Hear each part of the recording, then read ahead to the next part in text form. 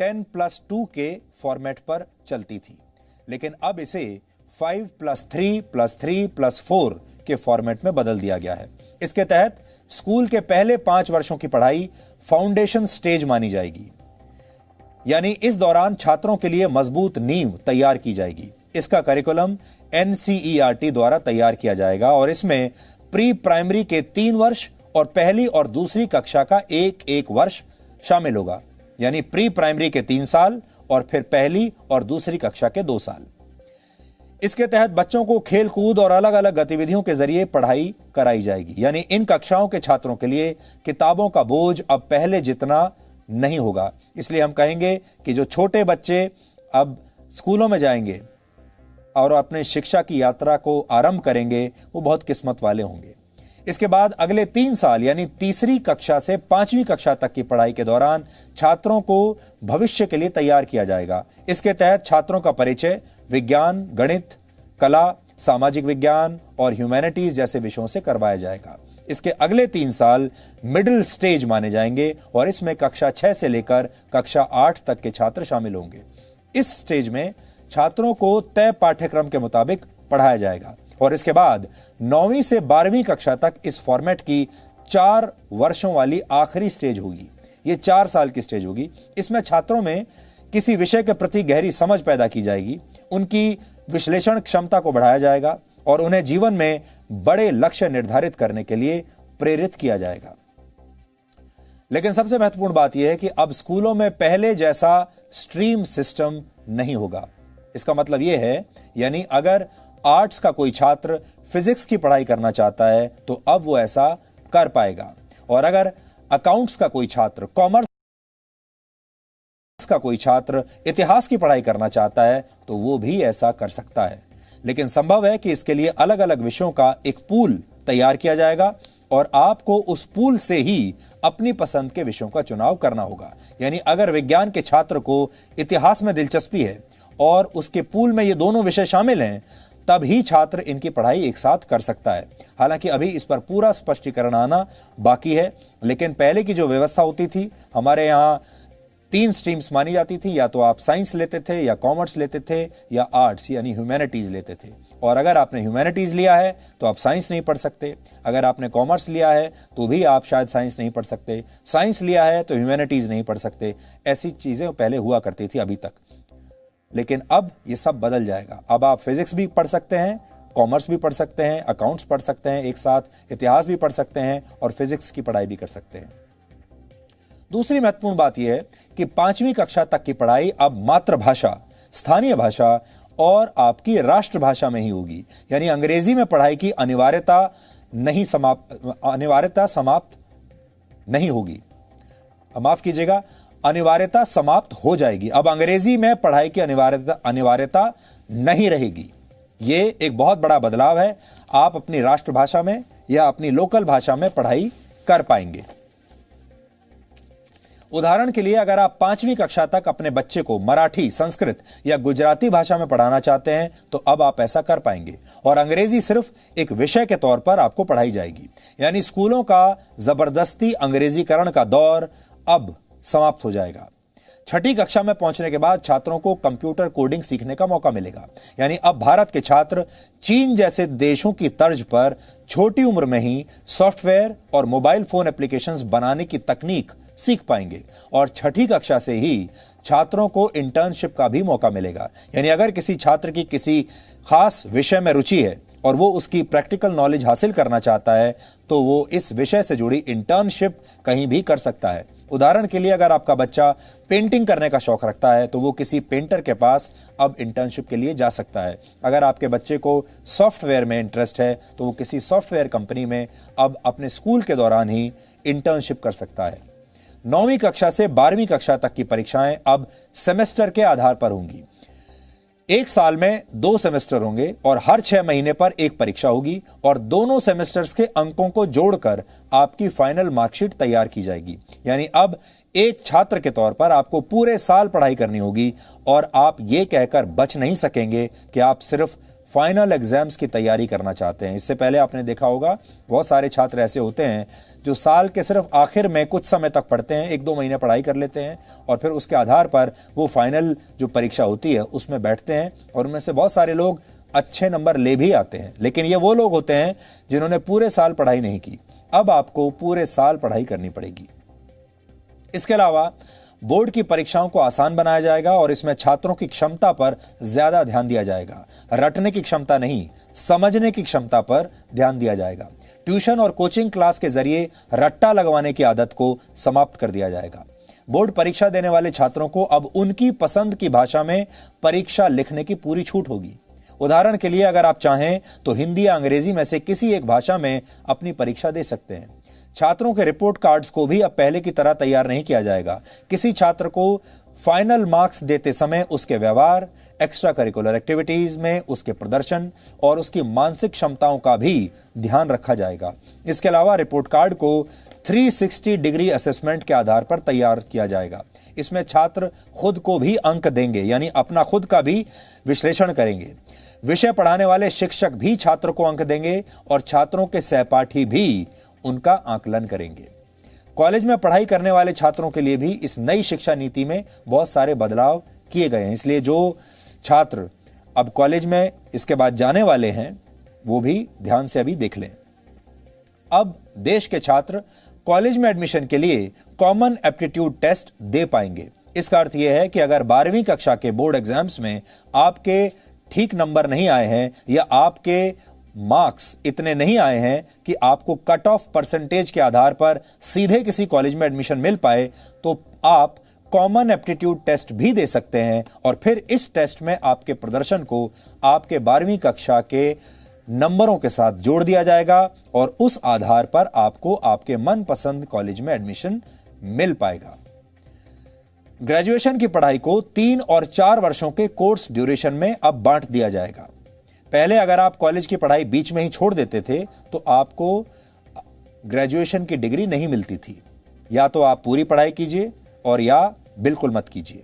लेकिन नई शिक्षा नीति लागू होने के बाद अगर आप 1 साल के बाद कॉलेज छोड़ देते हैं तो आपको सर्टिफिकेट दिया जाएगा। ये आपका सर्टिफिकेट कोर्स माना जाएगा। अगर आपने कॉलेज का फर्स्ट ईयर कंप्लीट कर लिया और उसके बाद पढ़ाई छोड़ दी तो आपको सर्टिफिकेट कोर्स का सर्टिफिकेट मिलेगा।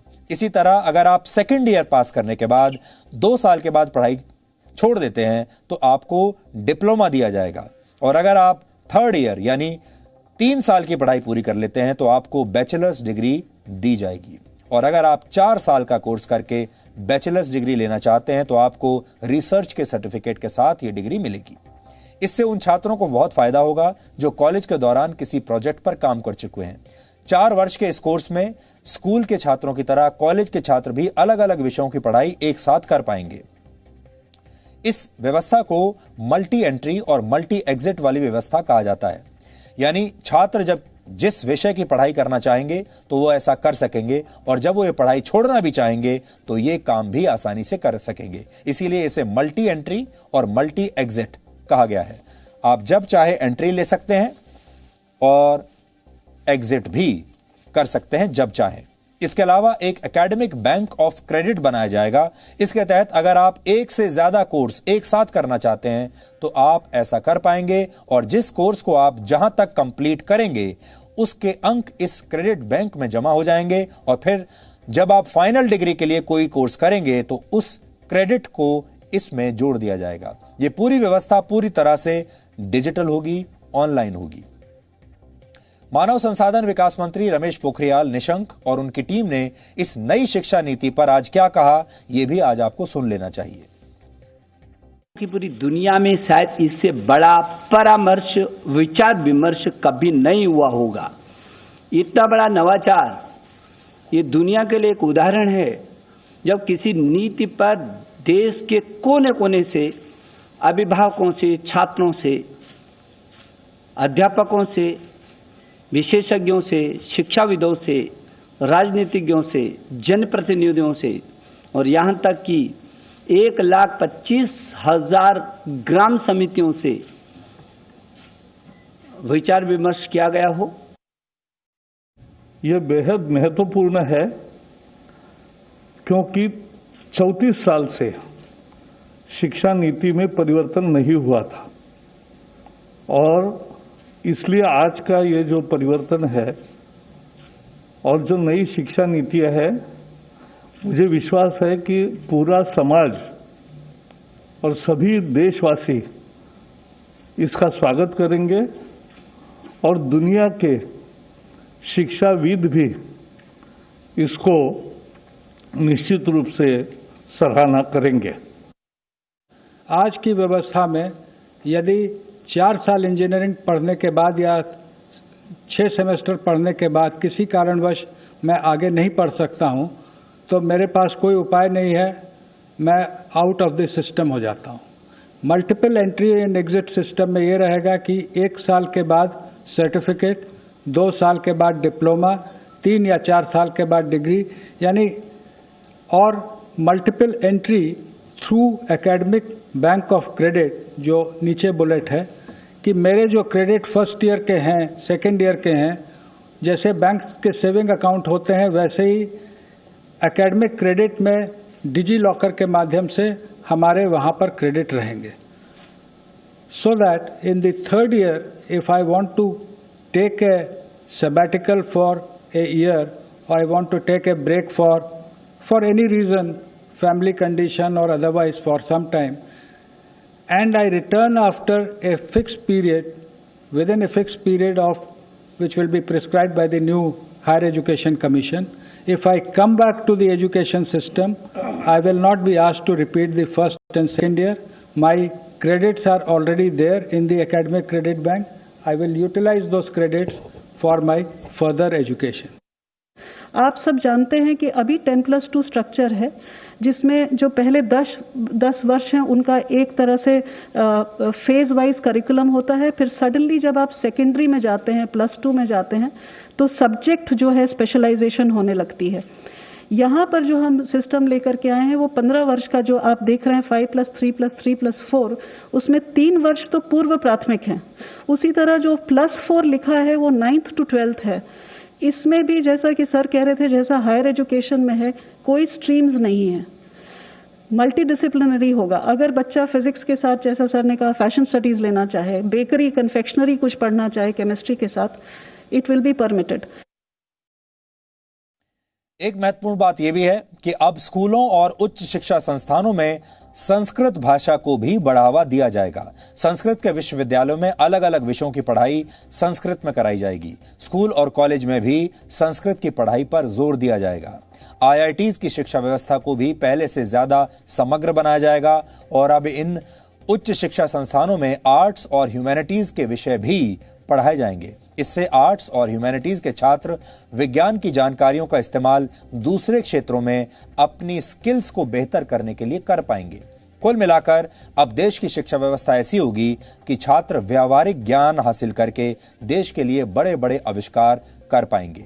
संगीत, कला और साहित्य को देश के हर कॉलेज में पढ़ाया जाएगा और अब उन पेरेंट्स को और छात्रों के लिए भी एक महत्वपूर्ण जानकारी है जो स्कूल और कॉलेज की फीस को लेकर हमेशा चिंतित रहते हैं।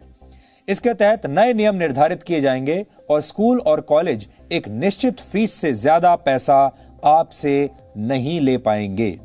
अब आप ये सोच रहे होंगे कि नई शिक्षा व्यवस्था, ये नई नीति लागू कब से होगी? तो यहां आपको बता दें कि इसके लिए जो बिल तैयार किया गया है उसका नाम है नेशनल हायर एजुकेशन बिल। इस बिल को फिलहाल कैबिनेट ने मंजूरी दे दी है और अब इसे संसद में पेश किया जाएगा और इसके बाद ये कानून की शक्ल ले लेगा और फिर राज्य सरकारों को भी इस पर कानून बनाकर अपने अपने राज्यों में इसे लागू करना होगा। इसी शिक्षा नीति की घोषणा के साथ मानव संसाधन विकास मंत्रालय का नाम भी अब बदल दिया जाएगा और अब इसका नाम हो जाएगा शिक्षा मंत्रालय, जो कि बहुत सरल है और ये काम बहुत पहले कर देना चाहिए था। नई शिक्षा नीति को तैयार करने के लिए 2 लाख से ज्यादा लोगों की राय ली गई और इसी के बाद इस नई शिक्षा नीति की घोषणा की गई है। यह शिक्षा नीति वर्ष 2021 और 2022 के एकेडमिक सेशन तक लागू हो जाएगी। यानी आपका जो अगला एकेडमिक सेशन होगा, जो 2021 में शुरू होगा, वो इस नई शिक्षा नीति के साथ, नए नियमों के साथ लागू होगा। इस नीति की घोषणा आज शाम को ही हुई है, इसलिए हमारी टीम अब भी इसका विश्लेषण कर रही है, क्योंकि ये जो पूरी शिक्षा नीति है इसे पढ़ने में अभी और बहुत समय लगेगा। इसकी बहुत सारी क्वेरीज हैं, हमारे मन में भी इसे लेकर बहुत सारे सवाल हैं। इसलिए हमारी जो टीम है, हमारे रिपोर्टर्स की टीम, हमारा न्यूज़ रूम और हमारे जो रिसर्च करने वाली जो टीम है वो लगातार इसे पढ़ रही है, इसका विश्लेषण कर रही है। बहुत सारी बातें ऐसी हैं जिनमें हम भी सरकार से और सवाल करना चाहते हैं, इसलिए हम धीरे धीरे इसका विश्लेषण करते रहेंगे, अलग अलग पार्ट्स में, अलग अलग फेजेस में, और वो विश्लेषण हम आप तक पहुंचाते रहेंगे। और हो सकता है कि अभी इसकी कई बातों पर सरकार की तरफ से आगे आने वाले समय में और भी स्पष्टीकरण आए, और जैसे ही कोई नई बात या इसमें कोई नया सुधार या कोई अपडेट हमारे पास आएगा, हम उसकी जानकारी भी आपको जरूर देंगे, क्योंकि ये देश का भविष्य बदलने वाली खबर है। इसलिए हम इस खबर का लगातार फॉलोअप करते रहेंगे। वैसे तो आपने देखा होगा हमारे देश का जो मीडिया है वो अलग अलग खबरों में व्यस्त रहता है, लेकिन हमें ये लगा कि आज की जो सबसे महत्वपूर्ण खबर है वो यही है, क्योंकि ये खबर सीधे आपके बच्चों के जिंदगी पर, उनके जीवन पर असर डालेगी, और आपके बच्चों के जीवन पर अगर असर डालेगी तो आपके जीवन पर तो असर जरूर ही डालेगी। इसलिए इस खबर से हर परिवार जुड़ा हुआ है। आप भी इस नई शिक्षा नीति को अच्छे से पढ़ लीजिए, समझ लीजिए। अगर आपको कोई बात समझ में नहीं आ रही है तो आप हमें लिख सकते हैं, हम सरकार से बात करके आपके मन में अगर कोई शंका है तो उसे दूर करने की आगे भी कोशिश करेंगे। यहां पर हम 4 मिनट का एक छोटा सा ब्रेक ले रहे हैं। ब्रेक के बाद